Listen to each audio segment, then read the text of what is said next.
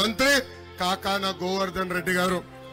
ఇంకా పిల్ల కాలువల తవ్వలేని వ్యక్తి అరగంట అంబటి రాంబాబు మన ఇరిగేషన్ శాఖ మంత్రి. సొంత ఊర్లో ధాన్యం సంచులు ఇవ్వలేని ఎర్రి పప్ప మంత్రి. పౌరుల సరఫరాల శాఖ మంత్రి కారుమూరి నాగేశ్వరరావు గారు.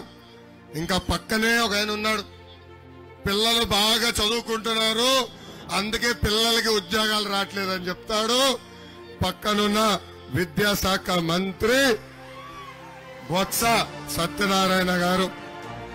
ఇంకా విశాఖపట్నంలో ఒక మంత్రి ఉన్నాడు, పరిశ్రమలు ఎప్పుడు తీసుకొస్తారంటే కోడి ముందలొచ్చిందా గుడ్డు ముందలొచ్చిందా అని సొల్లు కవర్లు చెప్తున్నాడు. పరిశ్రమల శాఖ మంత్రి కోడిగుడ్డు అమర్నాథ్. ఎంత అద్భుతమైన కేబినెట్ స్వామి.